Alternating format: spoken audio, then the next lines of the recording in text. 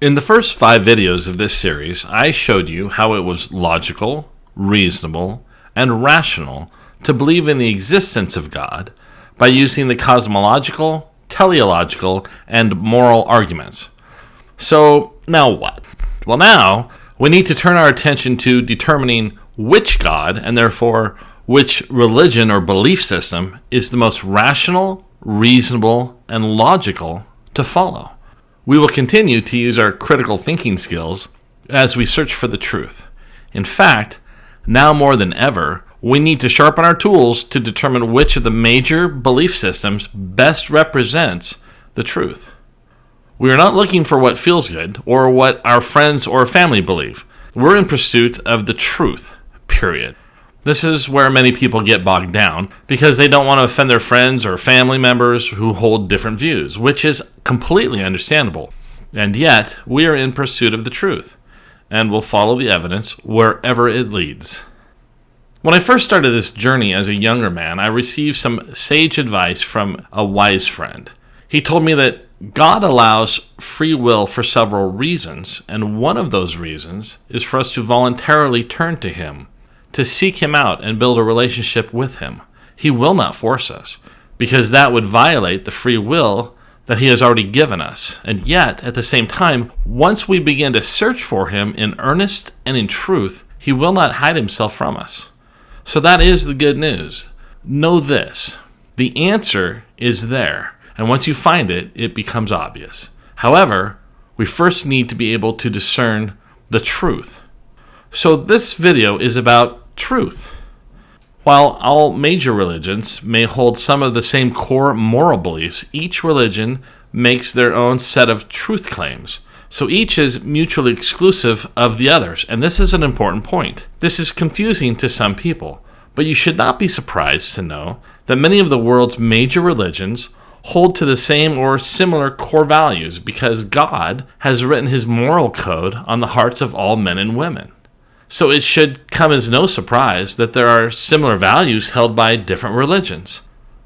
But that does not make all of them the same, nor does it suggest that all roads lead to God.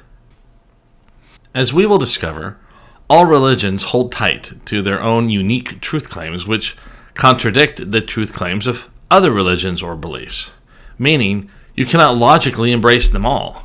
So we will need to be discerning and wise as we sift through each of the truth claims of these religious beliefs. Since we will be analyzing different truth claims, we will, for starters, need to explore truth. In the cosmological video, I invited you to join me as a philosopher, and I'm going to extend that same invitation to you in this video because it is vital that we understand what the truth is before we can start examining the various truth claims of different religions and different beliefs. So what is truth? Truth refers to the state of being in accordance with fact or reality. When we say that a statement or a belief is true, we are claiming that it accurately describes the way things are in the world. For example, it is true that the earth revolves around the sun, and it is false that the earth is flat. The question of whether truth is knowable is a fundamental one in philosophy and has been debated by thinkers throughout the ages. However, the truth is indeed knowable, and we all have been given the capacity as human beings to discover it. It really is that simple. It doesn't have to be esoteric. It's actually simple. This is because truth is not simply a matter of subjective opinion or individual perspective, but is grounded in objective reality. Some people have questioned whether it is possible to know the truth. Typically, these are people who wish to live life on their own terms and want to find some way to twist the truth to fit their own narrative or worldview. In fact, this is happening all around us right now. Consider the simple question: what is a woman? This seems to have become a big mystery in the last year or so. Never in the history of human existence has this been a difficult question to answer. So why is it today for so many people? Is it because the definition of a woman has changed? Or is it because there's a small group of people trying to impose social change by redefining an objective truth?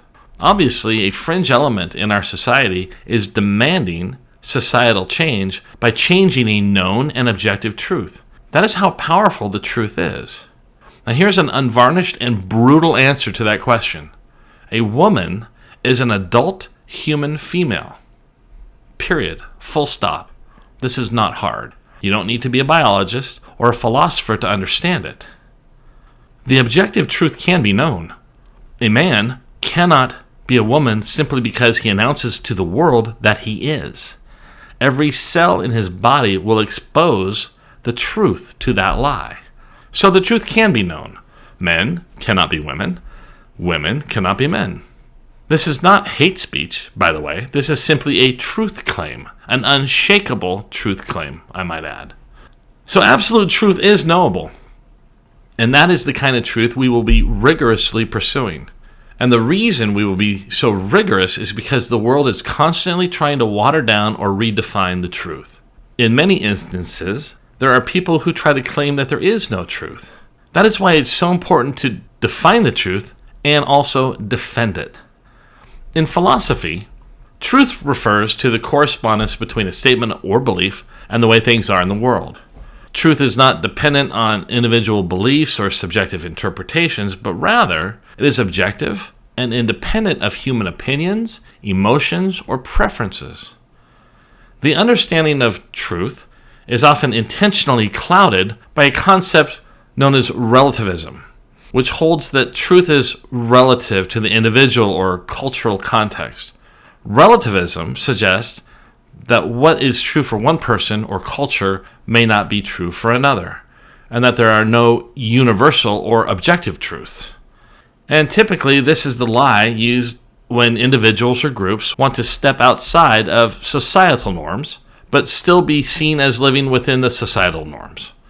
However, if there are no universal or objective truths, then the statement, "there are no universal or objective truths," cannot be objectively true. In other words, relativism undermines its own claim to the truth. It really is so very simple. Truth is not relative, but rather it is objective and corresponds to the way things are in the world. In our relentless search for the truth, I will show you the fastest way to discern the truth. I will teach you how to recognize and dismiss self-defeating statements. Self-defeating statements are easy to spot. They usually involve a seemingly intellectual phrase meant to distort the truth, but is at the same time intuitively false and easily dismissed.